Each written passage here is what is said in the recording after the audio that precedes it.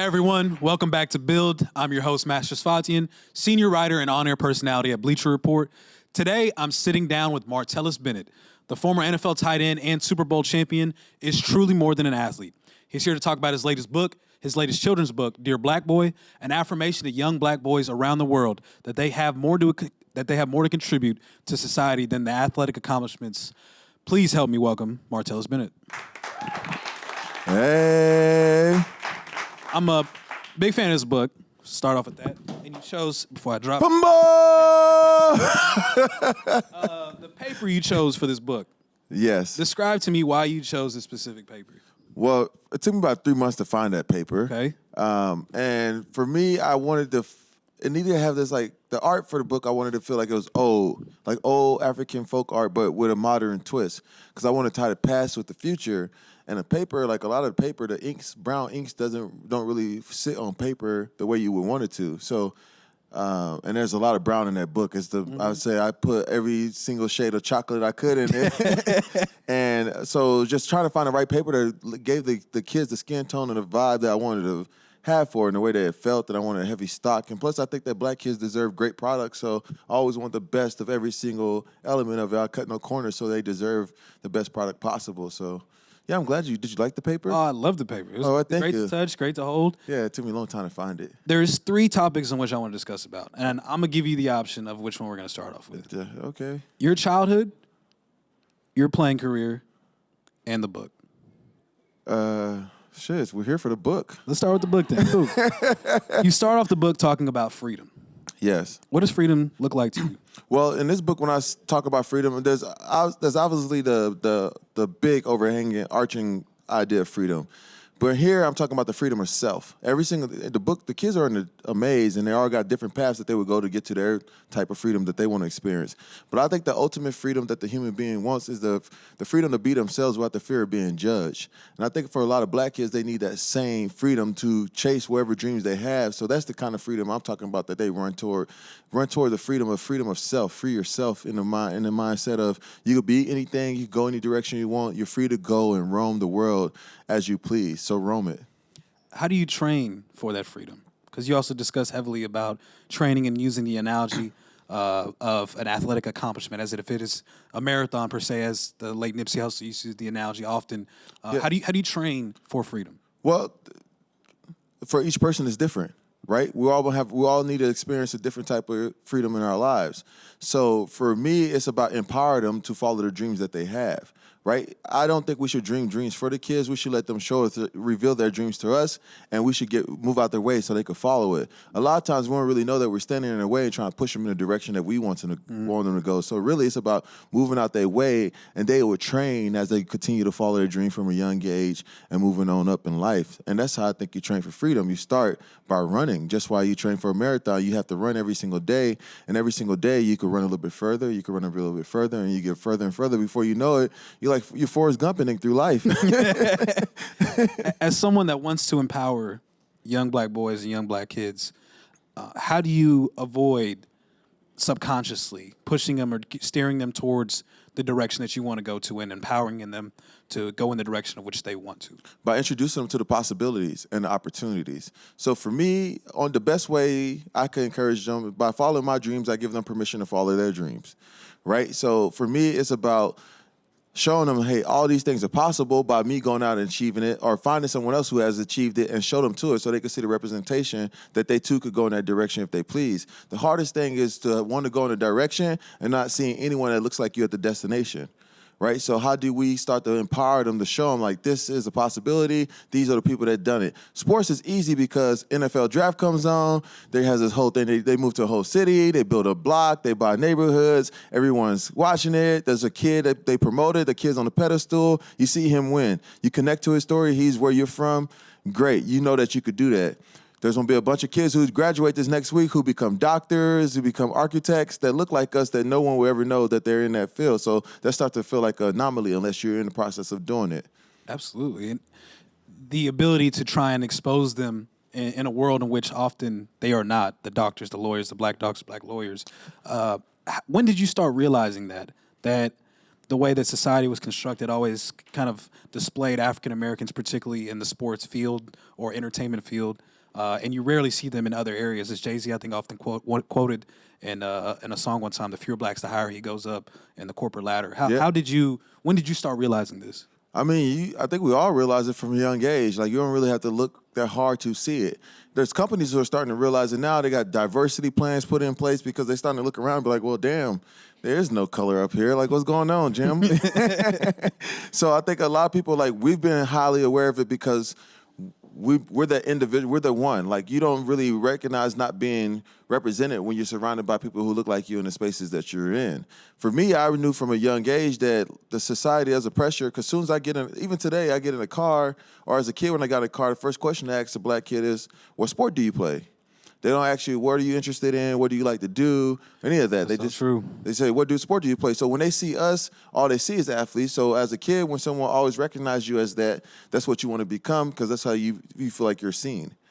And I want to tie this back now to your childhood, because you grew up in Texas. I grew up in Texas. We know how big football is in that state. Yes. What was it like for you growing up? When did you find your interest in football?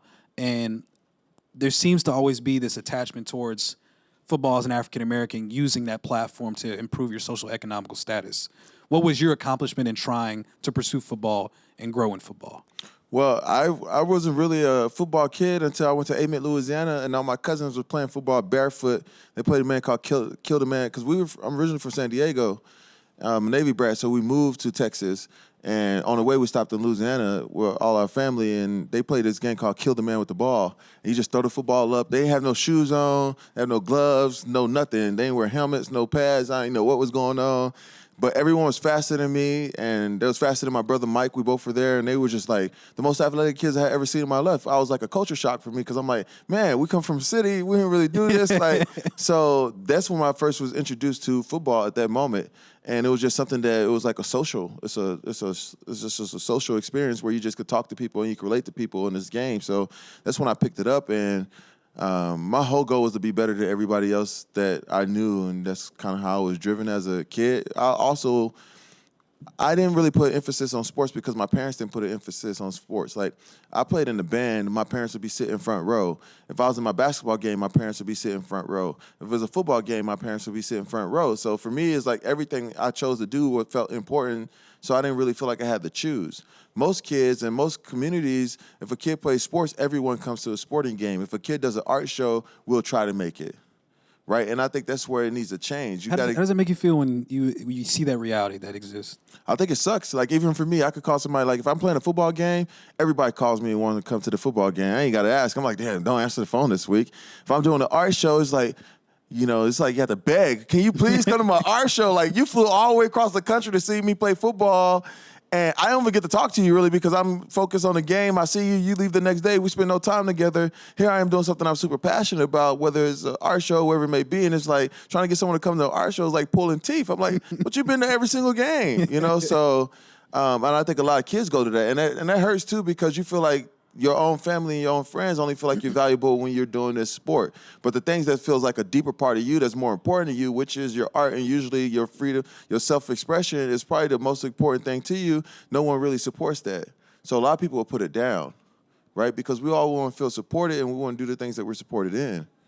When did you start this idea of self-expression or expressing yourself in such a creative way? At what age did this start? You should ask me what age I started playing football, because self-expression was never anything anyone had to teach me, right? Like, I came out the womb creative. Like, human beings are creative beings. Like, everything we do, we make things. We make this room. We make these mics. We make this experience. There's people on the cameras that's making me look good, which is not that hard to do, but they're doing it, right? So, like, for me, there is a fear that exists that kind of limits us. Yes. So how did that operate? Yeah, so, like, I had to learn how to play football, right? Someone had to teach me how to catch, how to run routes. My entire career, someone had to teach me how to do something. Creativity, no one ever had to teach me. I just did it, right? So my job now is to actually let my creativity out in the world. Instead of keeping it all in, I want to share it with the world. It's my chocolate. That's a Willy Wonka. Willy Wonka's my favorite person. His chocolate was amazing. My chocolate is my creativity. So I really when I was a kid, I've always written. I was always a writer, and I was always a maker. I always made things, and I was a hustler. So I made things, sold things, made things, sold things. Oh, we gotta know what you were selling. What would you pack out? Oh, dinosaur toys. Like one period, there was one time I sold all my parents' bikes and my brother's bike. They weren't riding their bikes. Well, they weren't riding their bikes. How much you make off that day? I made about $60, $20 a bike. I mean, it probably was worth more looking back at it, but when I went to the garage, all the bikes had cobwebs on it and everything. You see old dirty bikes, I saw dollar signs. So I took the bikes out, sold it, then I'll go buy candy, and then I'll go buy candy, I'll sell the candy at the school. And that's just kind of like what I did. Like, I never really had a boss until I got in the NFL. So you operated on yourself? I always worked for myself. My dad worked at Enron. So after I saw the Enron collapse, I was like, man, fuck that shit. You ain't trying to do this company. If I work, I'm gonna start my own company. Man, they hit us hard. Christmas changed. It was like the Grinch only came to our house. I was like, man, what's going on? Like, that whole experience for me, just watching my dad go through that, and I was just kind of like, when I get my chest, dog, I'm build my own company. Like, and that's kind of how I've always been driven to build my own thing. Even football, I didn't really like it because I knew that they could take it from me, right? If they don't want you to play, they could say, you're not playing anymore. I don't like that. You know what I'm saying? Like, I don't like operating under those terms. You know, I like to build my company and do my own thing. So with the NFL and everything, I felt like football always felt like it could end at any time because it was still out of my control, regardless of what I did on the field. For the most part, they still had to make decisions based on what they felt my value and worth was. And I also understood that athleticism as a resource is only valuable as on the turf or on the court. Like, when you're off the court, like, to do this, no one cares how high you jump. You know what I'm saying? No one cares how fast you are in the tech world. No one cares what your spin move is like. You know, if you're a CEO of a Fortune 500, you don't go to, my spin move's nice. Yeah, how about you sell those phones? You know what I'm saying? Like, no one cares if you're the lead designer how hard you can hit a baseball. It's only valuable in those playing fields. So if you lose that game, where's your value in the world? And that's why a lot of guys feel like they're not valuable when they retire or move on from the sport. But while you were playing, you were actively working on this new company. When did you start the Imagination Agency? 2015. And what was your goal? Because you're doing this at the same time that you're playing, which obviously playing professional football is a full-time job, or at least it is, and very taxing enough. But to also create your own company where you're building it yourself, you're funding it yourself, you're providing yourself all the resources. How were you able to do that? And how were you able to divide your time up to make sure that you built this up from the ground up to where it is right now? Well, the first thing I had to do, I set my BMW because I didn't have enough room in my garage. I had to build my office in the garage. I wanted to work out the garage because it was like, this is what Steve Jobs did. This is what Jeff Bezos did. You wanted that story. So I wanted that vibe of being in the garage. So I sold my car and I was like, I want to just build my garage out so I can have space to start building my studio out in the house.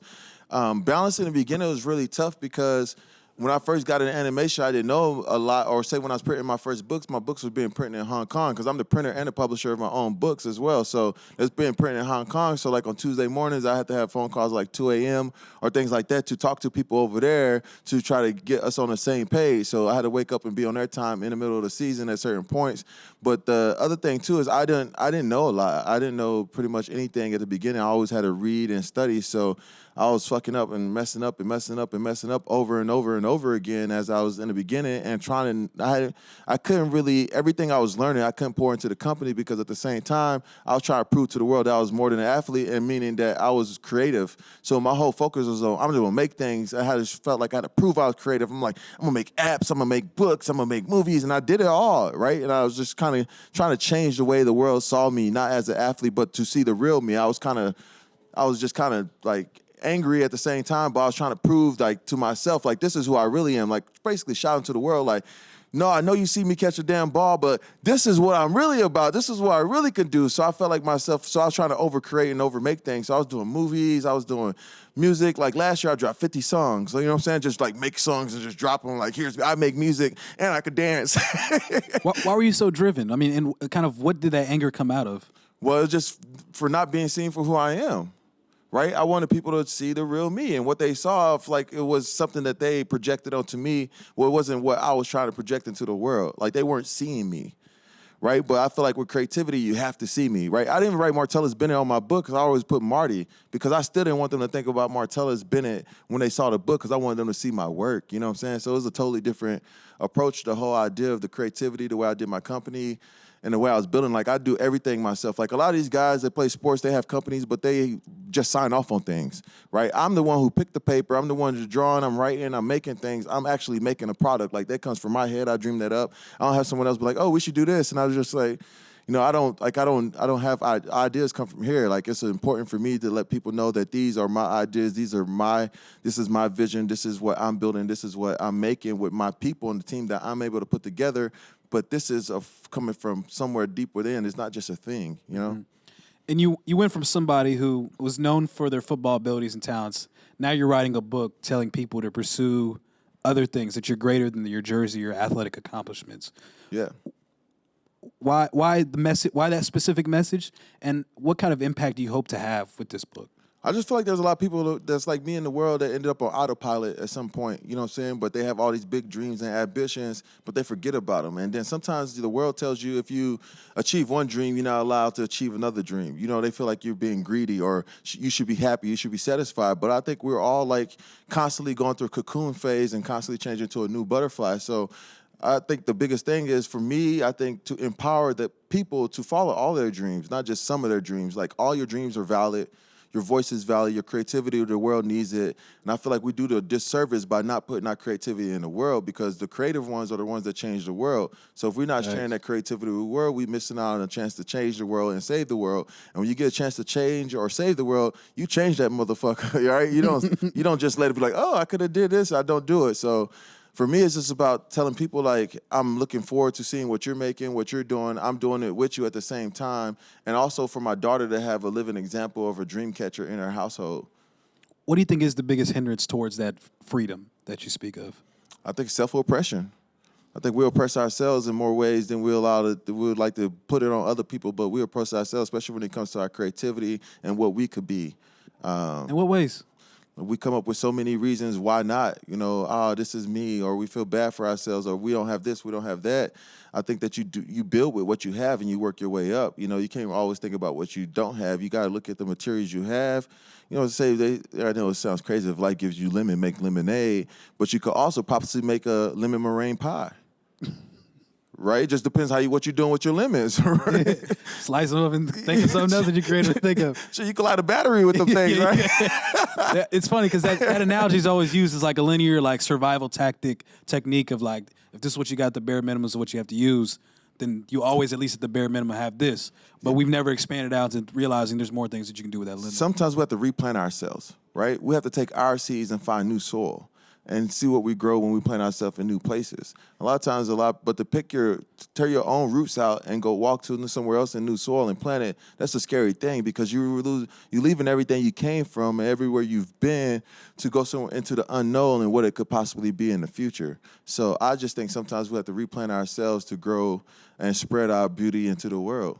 How many times have you unrooted yourself? Several times.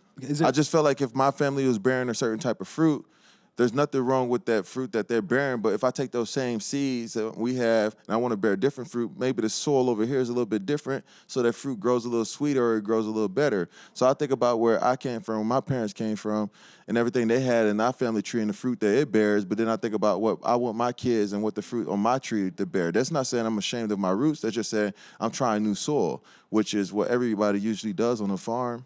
When was the first time you did that?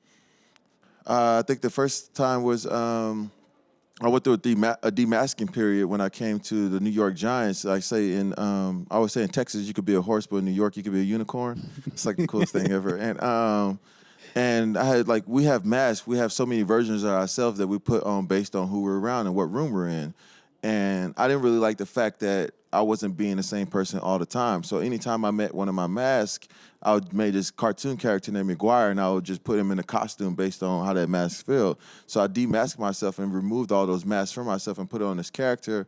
And ever since then, I've been able to be the same person all the time. When you see me, I'm the same exact person. I wear no mask. Mm-hmm. I accept it for who I accepted myself. So that way I felt like it was not my job to accept the world, but the world to accept me. We have 1 minute left. My bad. Let me. I got one more question. We also got some Q&As that we're gonna do as well. So, okay. You ended this book with the pledge. I want to show the audience real quick if we get a chance. Yeah. Why this pledge? Why'd you end the book with this pledge, and why'd you leave it open-ended? Well, there's a teacher that hit me up, and she's like, well, I like the book, but no kids cross the finish line. And she's like, I wish some kids would cross the finish line. I was like, how? When the kids that's running the race are the ones you're reading to, right? That's who had to cross the finish line. We have to wait for a long time to see what they become and what they do. So the idea is they're not crossing the kids in this not crossing the finish line. So the idea is to start setting goals for finish lines they could work to start to win at life. Like we spend so much time training them to win on a basketball court, making their jump shots better, making their crossovers better, making their routes better. But we don't spend as much time preparing them for the game of life where they could win constantly, where their moves work. They know how to win in life. So that's where you start setting that pledge, is to start setting goals for life, the game of life, the same way you set for games on the court. So I enjoyed that part. That was a great ending to the children's book that you created. I think we've got 2 questions, an audience Q&A. Okay. Yes, go ahead. Yeah, so I'm a college athlete, and I'm in a white sport, so I have a ton of freedom. You swim or lacrosse? Yeah, I swim. You guys it on first try. You can just tell from his body frame. And so I have a ton of freedom. Like, I skip practice to come do this because I wanted to. But football players, they have a time they have to be at breakfast by, and there's no freedom. So how can athletes come together to take back freedom or take their freedom from the NCAA, who has all the power with specifically basketball and football? Well, first of all, they need to pay y'all. First, it's ridiculous because you guys, it's really a bad deal. Like they say they give you a scholarship, but if I told you you give me $42,000 and I'll go make you, $10 billion a year, you would be like, yeah, I'll take that deal every single time. So they need to balance it out where you guys have freedom of say, freedom of speech, because the other thing that happens too, when you go to a college university, what the coaches do, they be like, schools first, football second. You know what I'm saying? You see what I did there? Schools first, football second. I'm just like, Coach, I came here, I thought I'm a student athlete, not an athlete student, you know what I'm saying? So I think the biggest thing that what the players need to do, y'all need to get some type of union together. There needs to be a union for college sports where they could get on the same page, and you guys should be getting paid because they use your likeness. Maybe not, there's no swimming games or nothing like that, but but you guys are a part of that whole thing. Everybody should get paid, and it should be split up by how much money either how much the organization is making. So NFL, if the football team is making this much, it should be profited. The splits could be based on what they're bringing into the school, the revenue that's bringing into the school, because they're selling jerseys, they're promoting it, you're doing the commercials, you got to get their name tattooed on you. They got guys that's crazy about the schools and every single thing that it's like, you have to reward the people who are building the business for you. It's just they don't reward you guys. So they've been built on the backs of so many college athletes that they're just winning and winning and winning. And then they treat the college athlete like trash.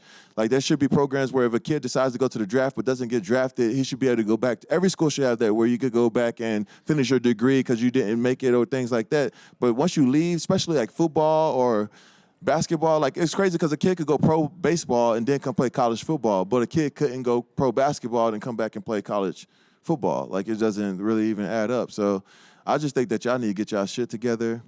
Yes. And just be like, y'all are the product.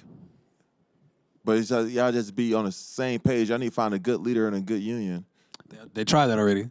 Yeah. Northwestern did, and they blew that thing up real quick. Yeah, but they ain't have, sometimes you just got to go with it. Yeah. We got one more question from the audience? Yes, go ahead. Yeah, you kind of answered my question in the beginning, so I'm going to ask the same question, but it's going to be like an A or B detail, I guess. Okay, let's go. If I'm Go correct ahead, in saying that. Yeah. What I wanted to know is what made you want to take it all the way to the NFL?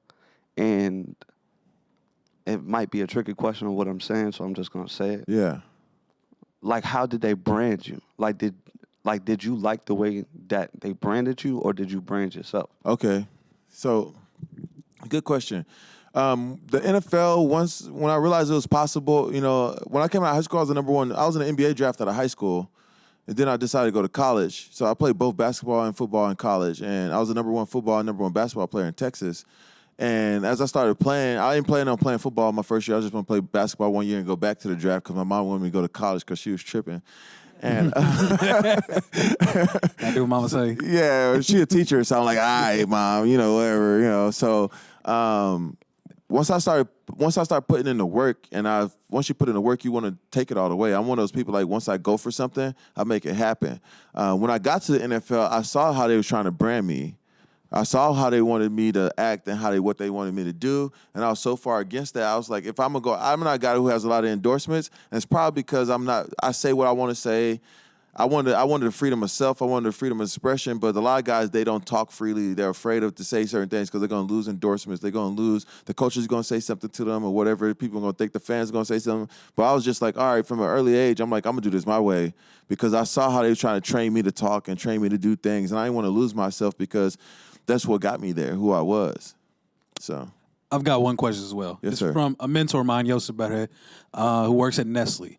And he wants to know, for non-athletes who are creating mentorship programs, what can they do to make a bigger noise or have a bigger impact on what they do, or to get bigger exposure in the impact that they're trying to create as Black mentors? I think a lot of the good times is to do partnerships to magnify your voice, and then it's all about being heard. So it's like it's information. You guys have information. A mentorship program is information.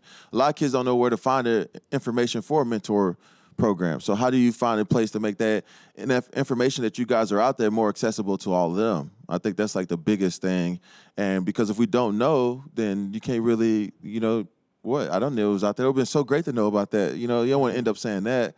So it's like, how do you spread that information? And information is the key. And I think that's by mentoring, and then those kids leave. They tell other kids about the mentoring, so you just build it up grassroots with mentorships, and those kids will start mentoring the other kids and the other kids, and before you know it, dang, you the next Black president. That's how it works. Martellus, thank you for the time. Thank you guys for joining us in the audience. You guys can go pick up Dear Black Boy on Amazon and other bookstores. Is that correct? No, Amazon or theimaginationagency.com. Straight up. Buy straight from the plug. Yeah, straight from the plug. All right. Thanks again, Marty. Appreciate the time.